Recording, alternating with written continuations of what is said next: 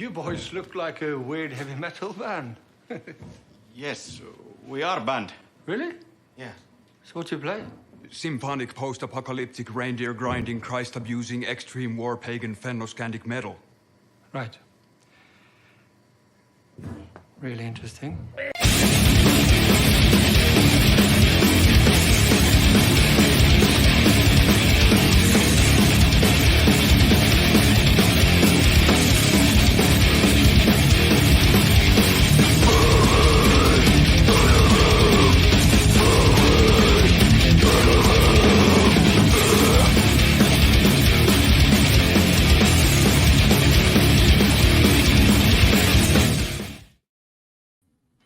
What up, everyone? DJ Anubis here with you on the Metal Time Radio podcast.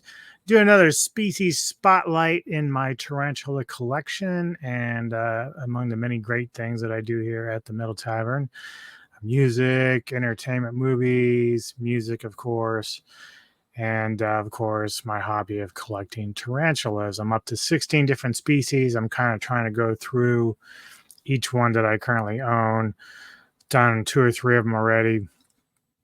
Which brings us now to the Avicularia Avicularia, commonly known as the Avic or Pink Toe Tarantula, which is a beginner species, a spider for anybody who gets into the hobby. It's the first one that's usually recommended. They're docile, they're not venomous. Technically could bite you, but they generally don't. They have other ways of deterring you from messing with them, but a lot of times, and if you're going to handle them, there's just a way you go about it, do it very calmly and collectively. And as they often say, if you're going to handle any kind of tarantula, be on the ground so that you don't drop them, because they are very fragile and literally could shatter if they fall from you. And not to mention, like, startling them could get them to bite you anyway. And, you know, even for pink toe, their fangs are not super small unless the spider itself is small, but we'll get into a little bit more how their defensive mechanisms to deter predators away from and all that. But the Avic is an arboreal species, basically a tree spider that like to be up high. They are New World, which is, again, they don't have urticating hairs, but they do have other methods of like spreading hairs on you to make you itch and stuff like that. Their origin is generally in a lot of different places in the world, Brazil, Trinidad, Venezuela, Bolivia. And there's different types of pink toes and, you know, various kinds of the species itself. But I've got a little clip here first before I get into the pictures and my own little video that I have for my particular spider, Pinky, which was named by Neko. But the gentleman from the Tarantula Collective, he does these nice little videos on how he presents care and also the spider itself. And so we'll take a quick look and look at the Avic.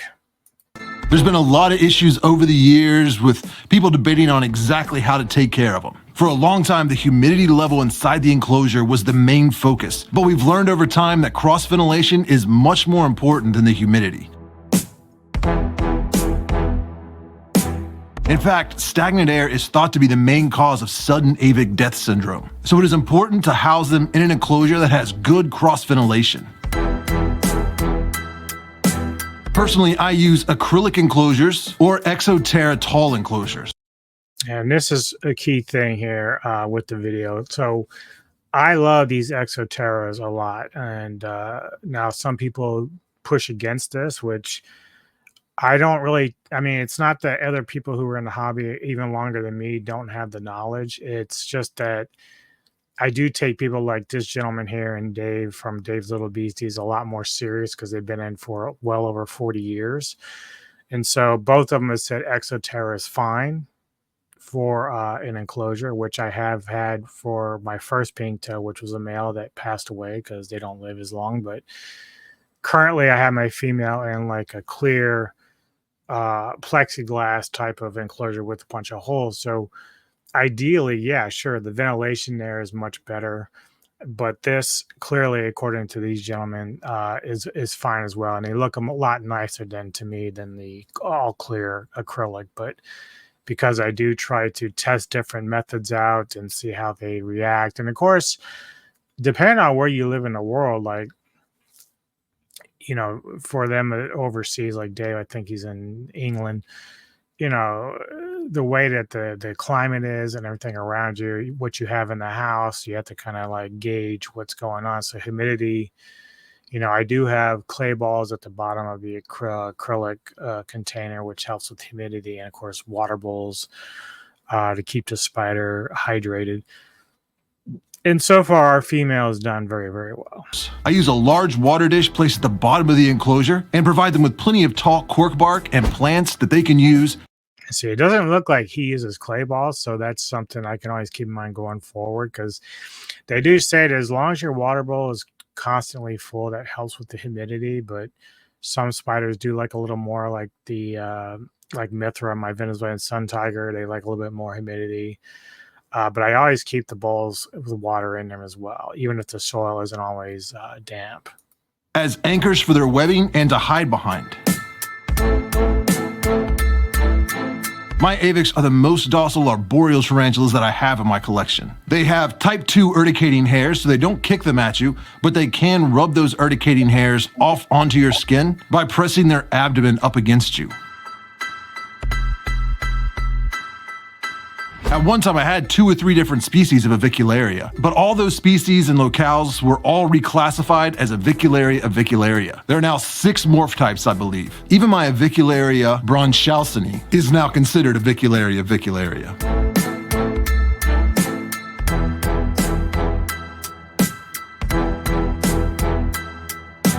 You do need to be careful when interacting with this tarantula because it is known to jump, and it will also shoot its poop as a defensive measure. But other than cleaning up white poop off the side of the enclosure, this is an awesome tarantula, and I highly suggest everyone add one to their collection if you don't have one already. Yeah, so it's funny because I've never had any of my pink toes, shoot poop at me, but I've seen videos of them do it. But when we had Danny Frajo, he actually did jump a lot. Like he would spring on me sometimes and startle me. So I had to be careful because, I grew up with arachnophobia. So this hobby helps me kind of overcome a lot of that. But when a spider does like that, like a pink toe, which is known to jump, wasn't jumping at me to be aggressive or anything. It's what they do. And then one time I was cleaning out his cage and he got out and literally it was kind of a far jump. It was from like this little heater here and he jumped to the ground. And, and that's just the amazement and bewilderment of a spider like that. They can do that. But they're very quick, spiders in general, tarantulas in general. So here's first a couple of pictures I took of Pinky. You can see her on the side there, and they're not the clearest, of course, but this one, she's on a piece of the bark that I have in there. And now here's just a little clip of the video I took, even though it was kind of hard to try to focus in with my phone, but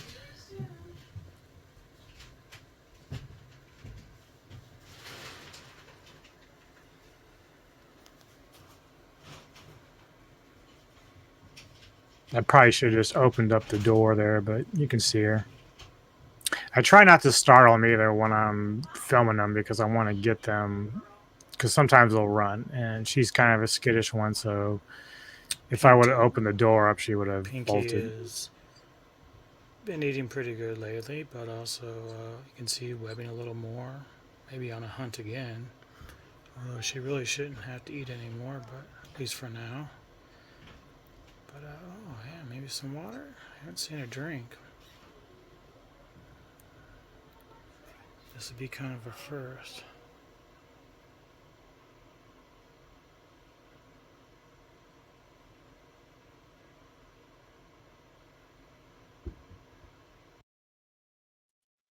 So yeah, that's Pinky there. Now, interestingly enough, Danny Frajo was kind of like a live and learn thing for me. The first spider I had since Igor, which I had, was a Chilean rose like years ago. But I know so much more now with research and watching these videos of Dave's Little Beasties and a Tarantula Collective and learning the care and everything that goes into taking care of them. But even with Danny, when I had him in the Exoterra, I don't like saying spiders are stupid, but sometimes they are. But sometimes it's because like after they molt, they're very tired. Like it's a very strenuous process for them to get out of their old exoskeleton, and so that's why they'll eat heavily first. And of course, the humidity and the water is important to have the water in there. So I remember when Danny first molted and like he was looking really rough, really lethargic, just having a hard time. And I thought he was gonna die. So I on the side of the enclosure, I misted it and he started lapping it up. You can actually see them go through and start taking up the water. So I knew at that point that he wasn't getting enough water after his molt. So I missed it like 2 or 3 days in a row. I kept missing the side there. And then right below him, because even though he wasn't near his hide, he was on the side and drinking up the water and stuff. So I moved his bowl there and I just overfilled it. And of course, he went down and dove into it. So the thing about pink toes, you have to be very, very careful. Always make sure there's a lot of water for them, more than most spiders I've noticed. Like with Pinky, you saw I had the little water dish up top, but I also have one at the bottom, just in case she runs out or whatever. She can move to either one of them, depending on where she is. Because sometimes she'll hunt, and sometimes the crickets will be at the bottom, and she'll go find them and track them down. And so it's important, though. I've learned a lesson with pink toes is that always have plenty of water for them. More because some spiders, they're okay with a little bit the water dishes, but like Salem, our Mexican redleg, he drinks a lot, or she does. But then Cruella, my striped knee, doesn't drink as often. She'll stay burrowed a lot. But I still keep the bowls, up to date and filled and stuff like that. So it's a nice hobby. It's cool. I've got a lot of interesting creatures and species. So I'll continue to try to bring you all more and more stuff like this to show you what I got and just kind of give you a quick education on the particular spiders that I do have. Anyway, coming up, let me see what we do have coming up here, because schedule. I might be definitely trying to get my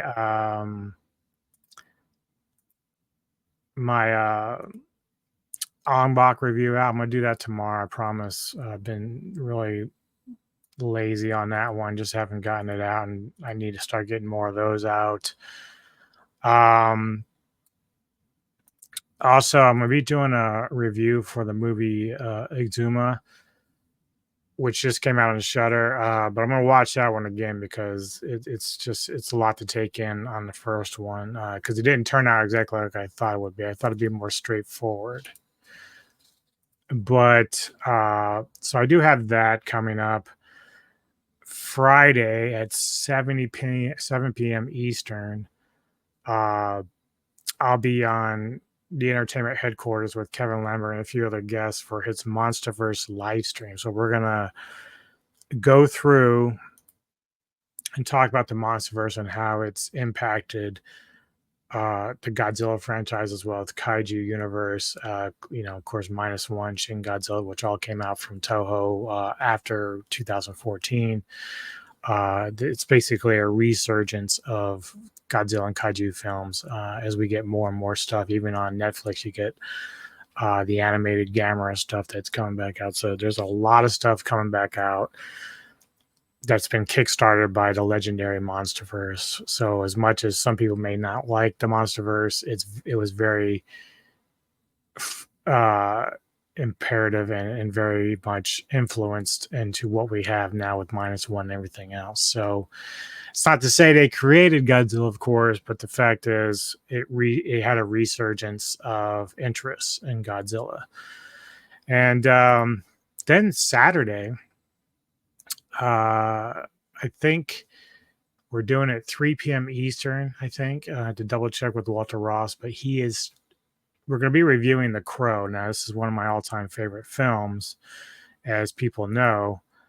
And but Walter had never seen it up until recently. So I'm not sure who else is going to be involved with the review, but certainly very excited about this for sure. And I have to double check with that. I don't know if he wants to do it on my channel or if he just wants to do it, if he's doing it on Centuries or his own. Like, I think he might be doing it on his own. So maybe, I don't know. I have to check with him because whether or not he can add people to his streams, I don't know. But I'll have to double check with him on that. But I can host it. It's just not a big deal. But I just want to get that ahead of time so I can prepare the thumbnail and everything. So, yeah. Awesome stuff coming up. Be sure to check it out. And we'll see you next time on the Meltdown Radio Podcast.